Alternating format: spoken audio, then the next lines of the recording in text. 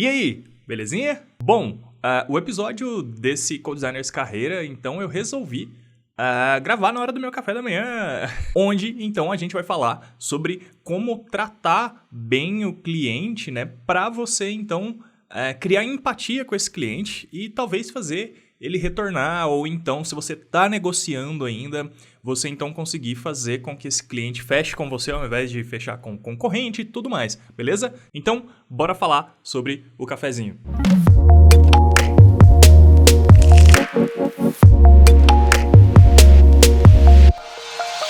Beleza, bom, por que eu criei essa metáfora aqui do cafezinho? É porque eu me lembrei, né? Eu queria falar mais sobre como fazer com que esse cliente crie empatia por você. Porque pelo seu trabalho, muitas vezes isso é superficial. O cliente ele não tem um conhecimento tão técnico, tão apurado para se apaixonar pelo seu trabalho e querer fazer aquele projeto com você, independente de qualquer coisa, só existe você no mundo para fazer aquilo para ele.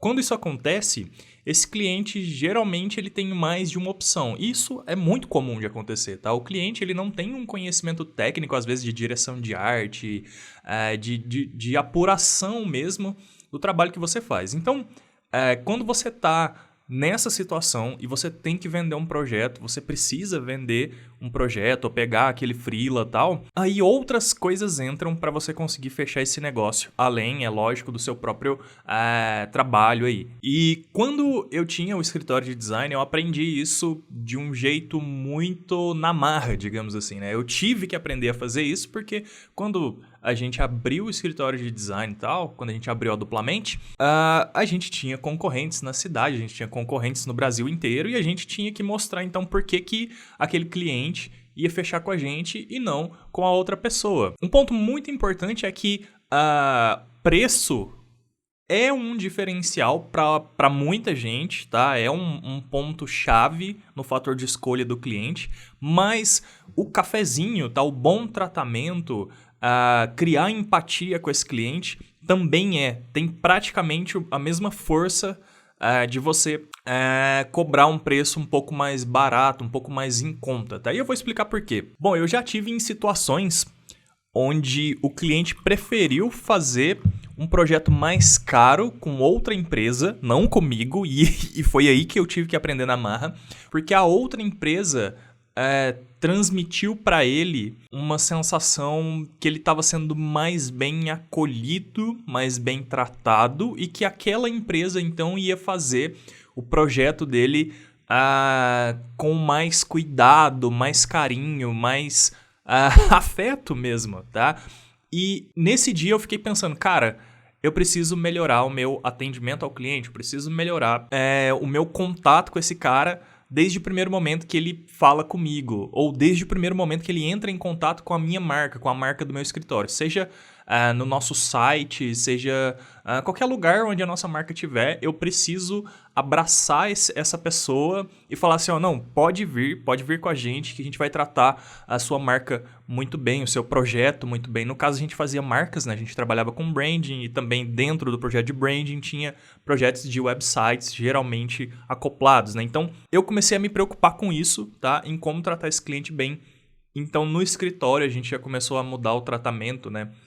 O nosso escritório funcionava num coworking, então a gente tinha uma área do café lá, e aí a gente começou a organizar, então a gente nem fez um super projeto de organizar processos dentro da empresa, dentro dos nossos processos, nada. Tipo, na verdade foi só uma conversa, eu e minha sócia, e a gente falou, não, olha, a gente oferece um café, a gente faz isso, a gente tenta pegar a sala de reunião que é mais confortável, porque tinha duas, tal, uma era mais bonitinha, arrumadinha, a outra nem tanto assim. Então, pequenas coisinhas que a gente foi tentando fazer ao longo do tempo, tá?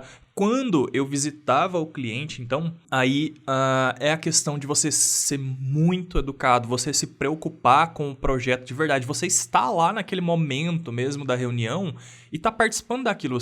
Eu tentava sempre não chegar indiferente a uma reunião onde esse cliente olhasse para mim e falasse, esse cara não tá nem aí para a empresa, porque ele nem pesquisou antes sobre a empresa, ele chegou aqui, ele não sabe nada sobre a gente, não, tira esse cara daqui. Então essa questão da empatia, tá? De você criar empatia com o seu possível cliente, porque às vezes ele nem é seu cliente ainda, é muito importante, tá? Então, ofereça um cafezinho para o seu cliente, trate ele muito bem.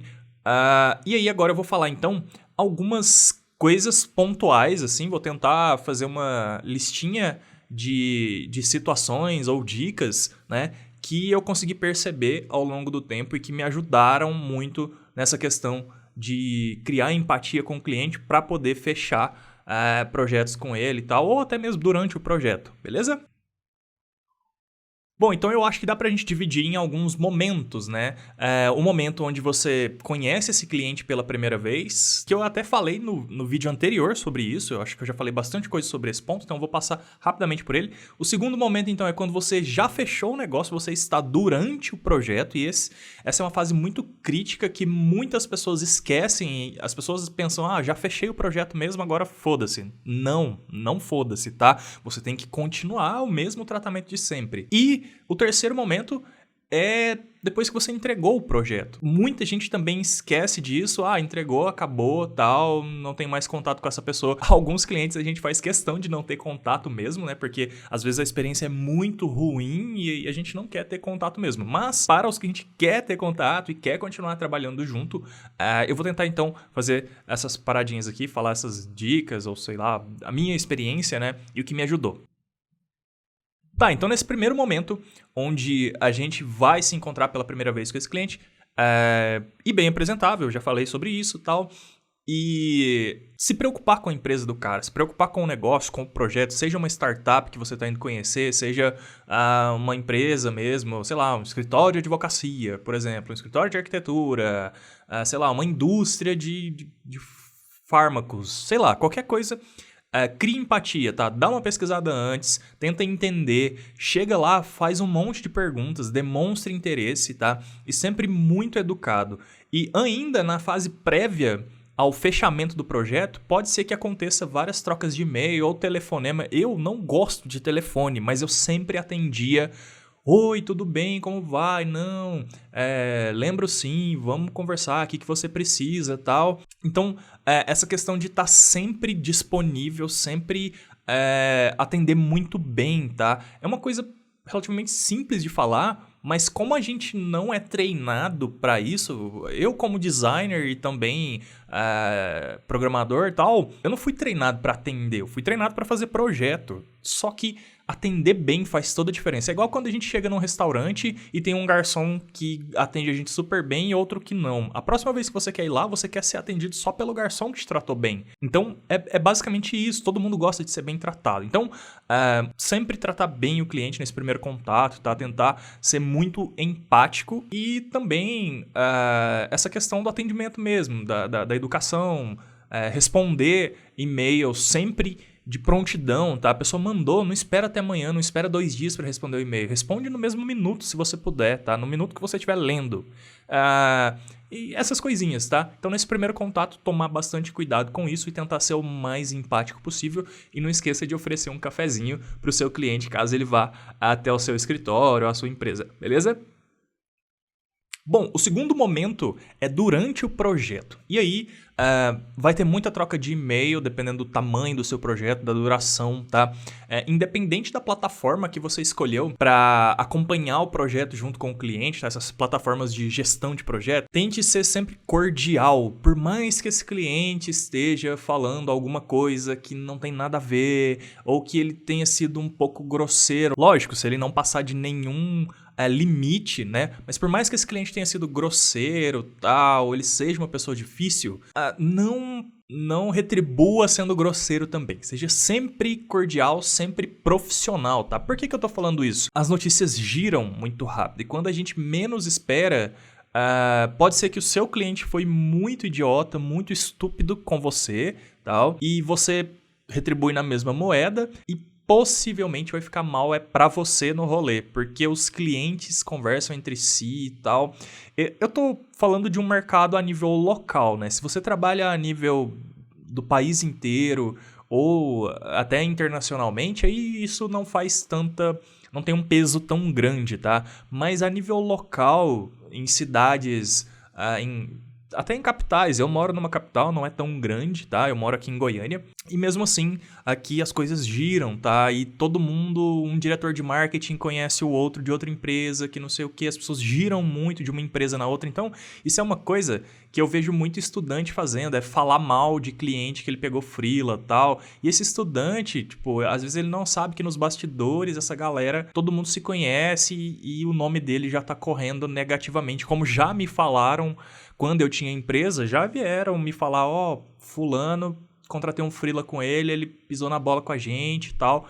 E a galera fala mesmo, tá? Então, trate esse cliente bem, mesmo que ele seja mal educado, grosso com você e tal. Tente finalizar o projeto o mais rápido que você puder e não pegue mais projeto com aquele cliente. Mas não trate mal ele, tá? Que isso pode refletir contra você, beleza? Bom, outra coisa durante o projeto, tá? É você tentar ser muito claro com o seu cliente.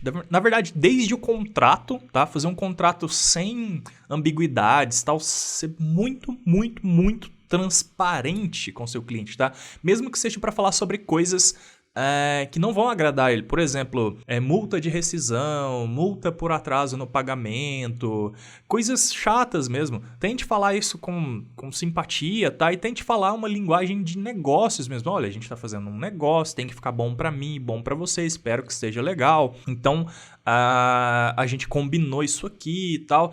E tenha um jeitinho para falar as coisas. Eu tive que aprender isso do jeito difícil, tá? Eu tive um cliente... no meu contrato, a gente vai ter um episódio sobre contratos também mais pra frente, que eu já planejei, tá? Mas no meu contrato, depois de apanhar algumas vezes, eu defini uma cláusula, que é uma cláusula que eu defino quantas alterações esse cliente pode fazer no projeto, tá? Então eu defini um conceito de o que é alteração e o que é nova proposta, tá? Porque às vezes o cara...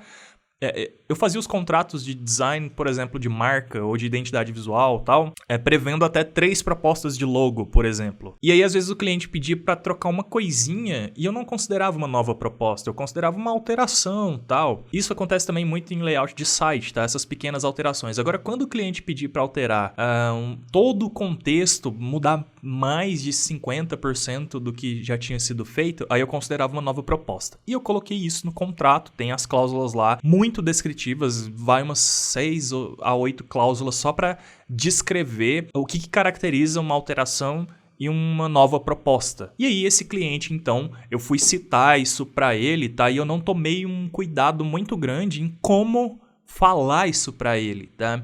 E principalmente porque ele era de outra nacionalidade, vindo para o Brasil, morando aqui há 1 ano e pouco, tal, ainda estava aprendendo a língua portuguesa. E aí esse cliente recebeu muito mal o momento em que eu citei, olha, então, pelo nosso contrato, a gente tem uma cláusula lá e você já chegou no seu limite de propostas. Quando eu falei isso pro cara, o cara achou muito ruim. Ele ficou bravo, ele ficou puto comigo, deve ter me xingado tudo e tal. Bem naquele, não, porque você não avisou, eu não sabia disso, não sei o quê. E aí não adianta nada a gente, como designer, falar assim, não, mas tá no contrato, você não leu. Isso também é um pouco hostil pro cliente, tá? Por mais que era dever dele saber disso, porque ele assinou, né? A gente tem que ter empatia também nesses momentos e explicar, não, olha só, deixa eu te explicar direitinho então, assim, assim, assado, tal. Olha, se você não entendeu, tudo bem, eu vou fazer mais essa, mas na próxima tal. Lógico, se você puder, você não vai também ficar trabalhando de graça fora do combinado. Mas assim, tentar, então, para evitar chegar até esse ponto, tá? Explicar antes. E aí, quando eu tive esse problema com esse cliente, para os próximos, toda vez que a gente ia assinar o contrato, eu fazia questão, então, de reforçar essas cláusulas, tá? Olha só, não sei se você prestou atenção, mas na cláusula tal e tal e tal, a gente fala sobre isso. Você tem alguma dúvida? Geralmente a pessoa achava que tinha entendido e não tinha, tá? E aí eu explicava e aí ficava tudo certo desde o início. E aí não dava mais problema, legal? Então, esse trato durante o projeto, tá? Tanto de responder e-mails, ser sempre simpático, não falar mal pelas costas para outras pessoas, tal, e deixar as coisas sempre muito transparentes, faz toda a diferença, tá? Esse cliente, ele também vai te somar mais uns pontinhos aí no quanto ele te considera, ou no quanto ele considera continuar trabalhando com você, porque isso demonstra muito profissionalismo, e as pessoas gostam disso. Quem não gosta, né? Beleza, bom, e aí o terceiro momento, então, que eu comentei, né, é o momento onde você já terminou o projeto, tal, você entregou esse projeto.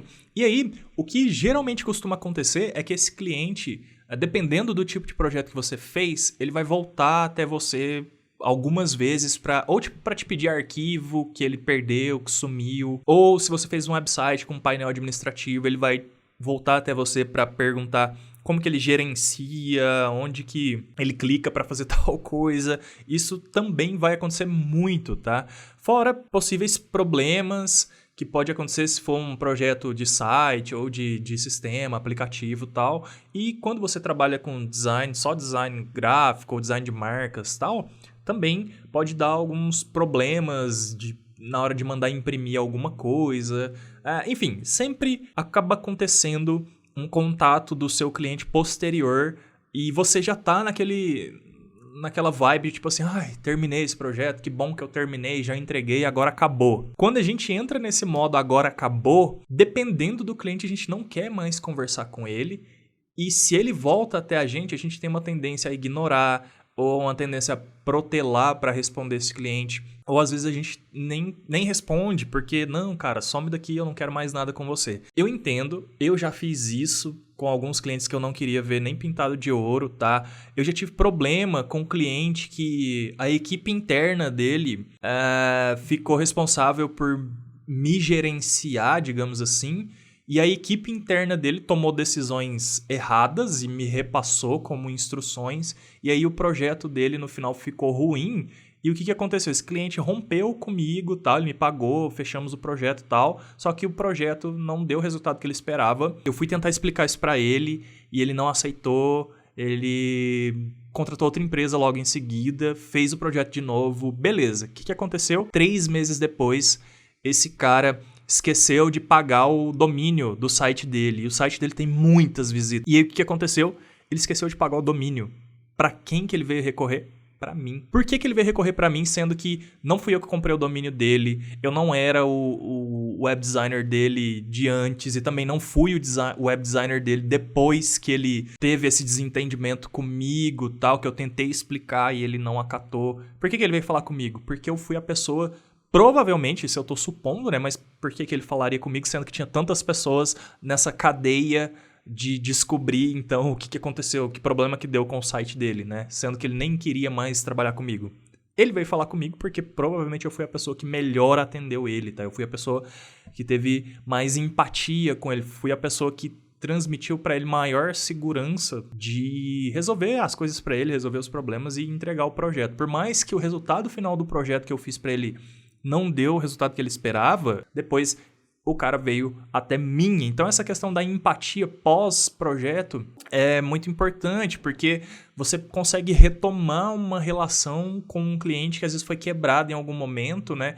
E até o durante, o antes, o durante e o depois é importante. É esse o ponto que eu quero colocar aqui, tá? E aí então sempre que esse cliente voltar, retornar, você, mesmo que você não tenha nenhum projeto em andamento com ele, continue tratando ele da melhor maneira possível para você então poder fazer projetos futuros e tudo mais. É recorrente comigo as pessoas falarem, olha, Brunão, eu espero o seu tempo porque eu quero fazer com você.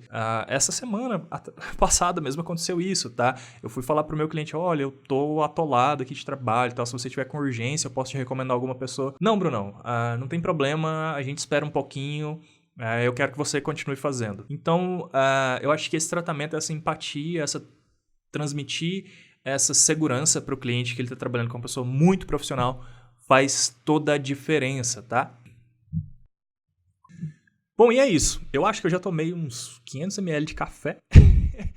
E beleza, então, se você tiver alguma dúvida, deixa aí nos comentários. Se você tiver alguma coisa a acrescentar, se você tiver alguma experiência, coloca aí nos comentários, tá? Eu tô fazendo os vídeos e é pra gente discutir. Isso aqui não é regra, isso aqui é só eu compartilhando a minha própria experiência aqui. E também, se você curtiu, deixa o seu like aí. E se você não segue o canal ainda, segue aí, belezinha? Bom, então é isso. Te vejo no próximo Codedesigners Carreira.